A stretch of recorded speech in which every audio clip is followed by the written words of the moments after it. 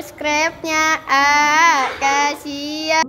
Hari ini ada info terbaru mengenai usulan formasi CASN 2024 masih dibuka hingga 31 Januari 2024 yang nantinya Kemenpan RB akan melakukan sebuah konsolidasi usulan kebutuhan di tahun 2024 yang akan dibuka hingga 31 Januari 2024 melalui aplikasi e-formasi.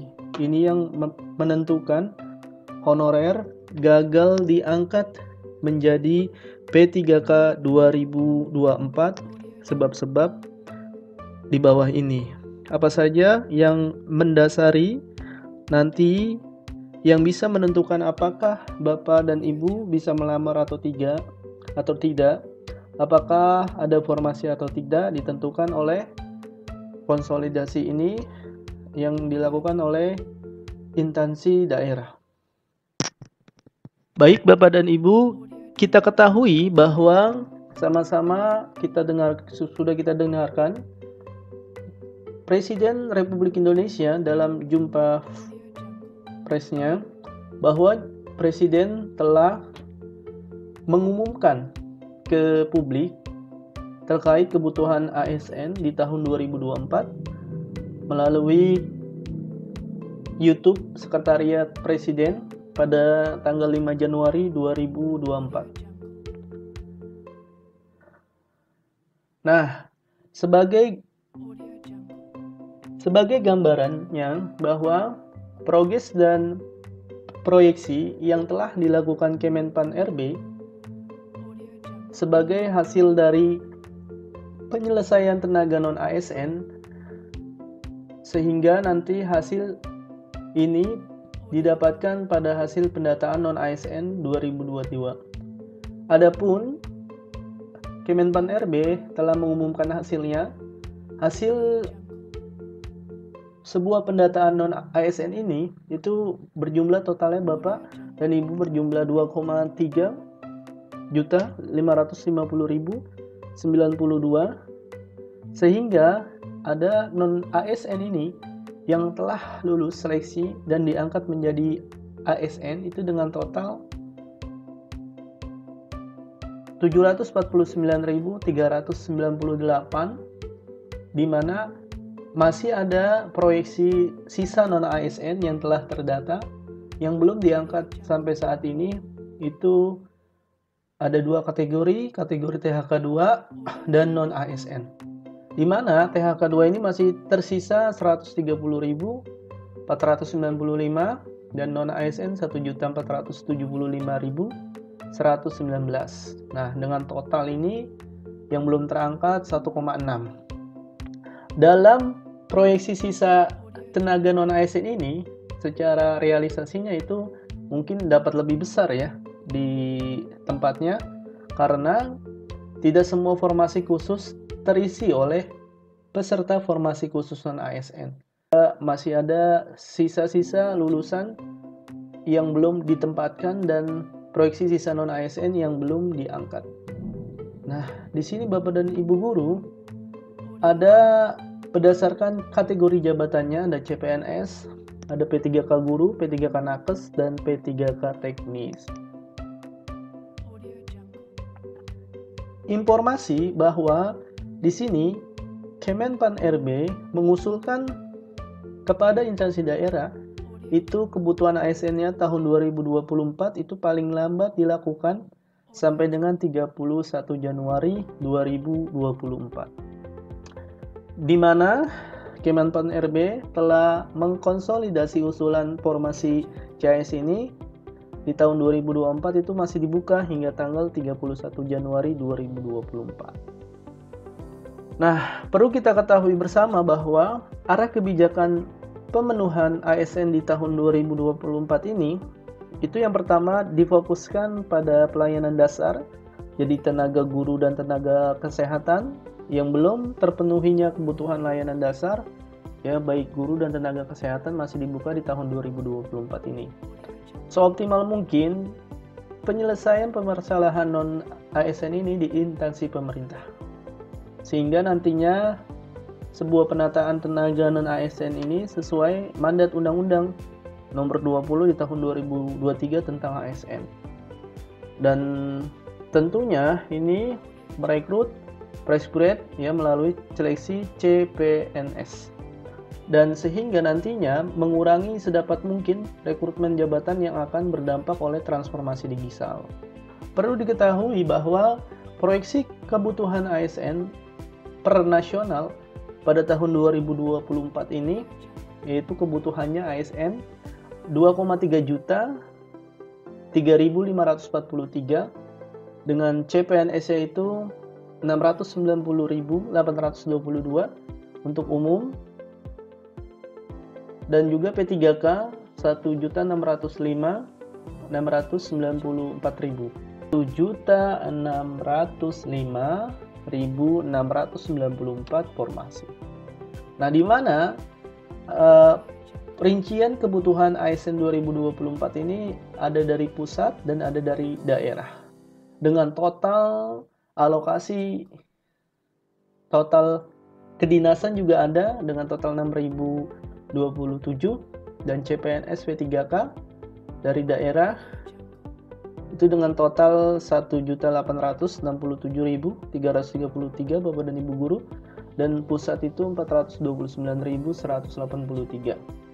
Sehingga rincian formasi kebutuhan ASN ini banyak sekali di tahun 2024 yang berjumlah 2,3 juta 2.543. Nah, beritanya bahwasanya honorer gagal diangkat menjadi P3K di tahun 2024, batasnya sampai 31 Januari 2024. Nah, Kementerian Daya Gunaan Aparatur Negara dan Reformasi Birokrasi (PAN-RB) terus mengkonsolidasikan penataan formasi ASN bagi instansi pemerintah, pusat dan daerah untuk kebutuhan rekrutmen di tahun 2024. Pemerintah memproses konsolidasi usulan kebutuhan di tahun 2024 yang akan dibuka hingga tanggal 31 Januari 2024 melalui aplikasi e-formasi. Nantinya, instansi pemerintah silakan mengkonsolidasikan usulan formasi pada platform formasi. menpan.go.id diharapkan usulan kebutuhan ASN memprioritaskan penataan tenaga non-ASN. Jadi di tahun ini memprioritaskan tenaga non-ASN melalui pengisian e-formasi. Pengadaan ASN tahun 2024 ini terbuka bagi pegawai pemerintah dengan perjanjian P3K. Khusus bagi pelamar non-ASN atau honorer dan calon pegawai negeri sipil CPNS bagi pelamar umum termasuk fresh grade. Sebelumnya Kementerian PAN-RB telah menyampaikan surat kepada pejabat pembina kepegawaian PPK dengan instansi pemerintah terkait dengan usulan jumlah kebutuhan ASN tahun 2024. Melalui surat tersebut, PPK dihimbau untuk mengusulkan jumlah kebutuhan CPNS P3K tahun 2024 dengan melampirkan usulan-usulan dan surat pernyataan pertanggungjawaban mutlak nantinya pada form e-formasi sesuai dengan format terlampir pada aplikasi e-formasi tersebut. Jumlah kebutuhan yang disampaikan di e-formasi akan menjadi pertimbangan nantinya dalam penetapan kebutuhan ASN di tahun 2024. Nah, kemudian Kemenpan-RB akan menetapkan jumlah formasi nasional di instansi daerah. Selanjutnya ditetapkan panduan perincian pada formasi. Nah, PLT Deputi Bidang SDM Aparatur Kementerian PAN-RB Aba Subatja juga mengungkapkan untuk mendorong optimalisasi usulan formasi ini. Di awal tahun 2024, Kementerian PAN-RB telah melakukan sejumlah bimbingan teknis terkait pengadaan ASN 2024 pada instansi pusat dan daerah. Kementerian PAN-RB juga mengadakan sosialisasi terkait jabatan pelaksana ASN di instansi pemerintah. Nah, oleh karenanya nanti CASN 2024 ini dibuka untuk jabatan fungsional dan jabatan pelaksana. Jadi instansi pemerintah mendapatkan informasi yang komprehensif dan bisa mengoptimalkan usulan formasi dari masing-masing. Nah, Aba juga menerangkan dalam optimalisasi pengisian formasi dapat dilakukan dengan menetapkan kebutuhan PNS dan P3K real di masing-masing daerah. Jadi diharapkan yang pertama itu Kemenpan RB sudah mengusulkan bahwa instansi daerah ini apa sih yang menyebabkan bahwa instansi daerah ini tidak melakukan pengisian formasi, sama saja formasinya tidak tersedia nantinya. Jika pemerintah telah mengajukan kebutuhan ASN tersebut, maka formasi akan ada dan pengajuan ASN juga akan ada. Nah, dalam ABK, analisis beban kerja nanti dalam pelaksanaan ASN nantinya, itu terdapat kebutuhan-kebutuhan yang diajukan berdasarkan updating ASN. Nah, jika Kemenpan RB ini nantinya sudah adanya updating, Kemenpan RB juga dapat mengetahui berapa kebutuhan yang dari masing-masing instansi tersebut. Instansi di tiap-tiap itu membutuhkan pasti tenaga. Di mana non ASN ini jika instansi tidak mengusulkan maka honorer ini tidak bisa melamar. Nantinya Bapak dan Ibu, pengajuan kebutuhan akan adanya di ezetting itu akan tampil sehingga berapa kebutuhan pada instansi tersebut. Tentunya dengan instansi ini dengan memasukkan surat pengantar dan surat pertanggungjawaban mutlak, di mana masing-masing ini nantinya ketika data tersebut berhasil, nanti ada rekapan total yang akan tampil pada form itu, diketahui jumlah yang telah ditetapkan. Nah, nantinya pengisian informasi ini dapat dilakukan dengan menetapkan kebutuhan PNS dan P3K dari masing-masing rel itu. Jika instansi daerah tidak bisa mengusulkan honorer, tidak bisa mendaftar tentunya. Bisa, tapi instansi lain yang membutuhkan tentunya akan bersaing pada peserta induk tersebut.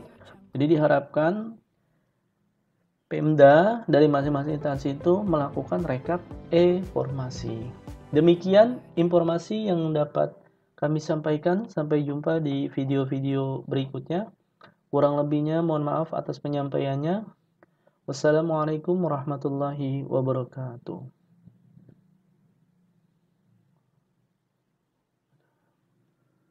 13 menit ini lama banget.